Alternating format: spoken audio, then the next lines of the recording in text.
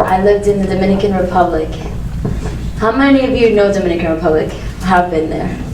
Awesome. Beautiful beaches, amazing people, great food. It was like paradise.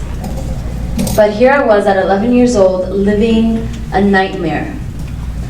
Because when I would go home, instead of doing my homework or playing like little kids, normal kids would, I was cleaning up blood. You see, my mom was getting beat by my stepdad almost every day. And I was the eldest. So I needed to grow up fast and hide things from my siblings. And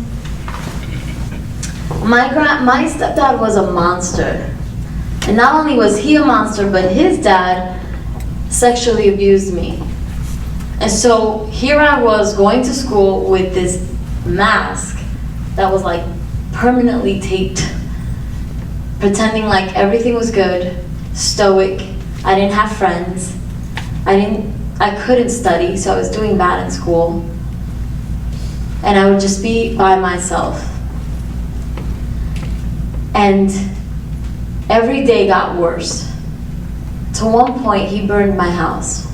And I remember going to school for the same week, the entire week, with the same clothes. And it was like a walk of shame every day going into that school. Because this was all the rich school, American schools. And so there was this like, it was a place where I didn't feel understood, where I didn't feel accepted, I didn't feel like I belonged. And so things got really bad. And it got to a point where I started doing what anybody dealing with that amount of pressure would have done. I turned to drugs and alcohol, and I was drinking and I was smoking, and I started to rebel, and I became the bully. I got kicked out of 4 American schools in the Dominican Republic. And DR is a small island. Everybody knows you, but nobody's talking at you, especially when you're considered the black sheep and the rebel. And so here I was, living my worst nightmare, rebelling and losing myself. And what I noticed was that nothing changed. Everything just got worse and heavier.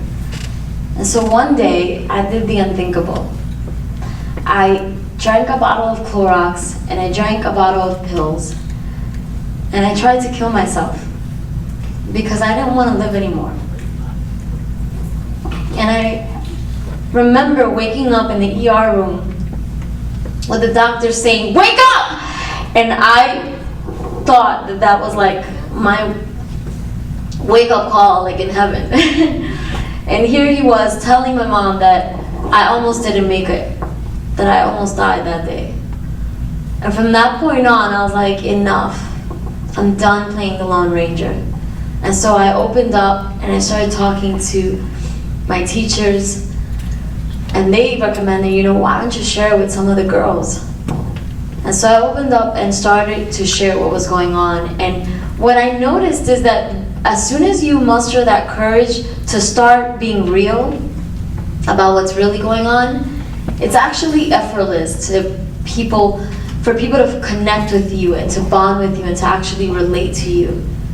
And those friends became my life support, because I didn't have a family like most kids in that school did. And so they became my family.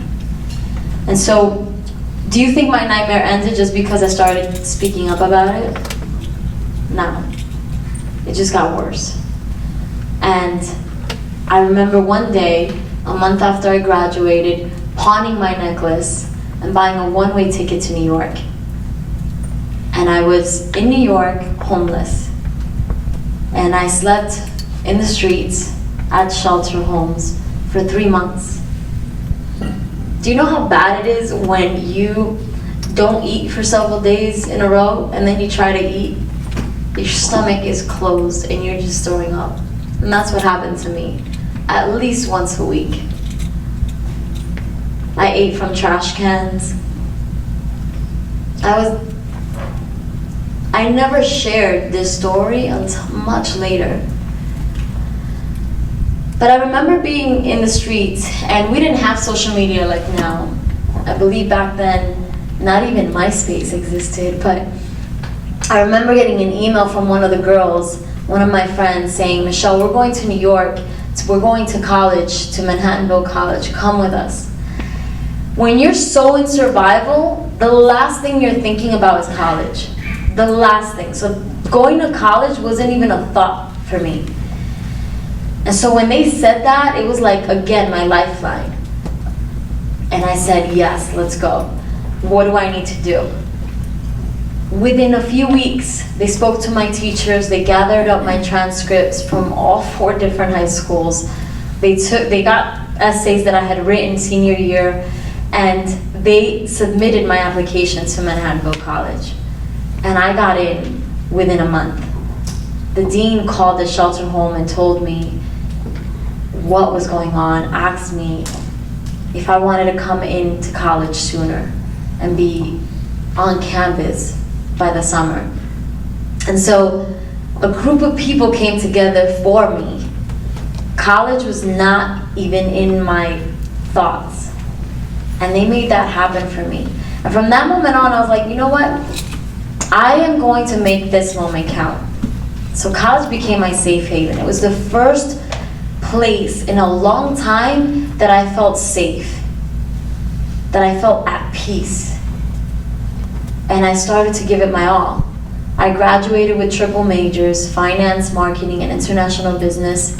And within a few weeks after graduating, I had multiple offers, but I had landed my dream job at the New York State Stock Exchange in New York. That would have never happened had it not been for them. But that would have never happened had I not opened up and finally shared what was going on.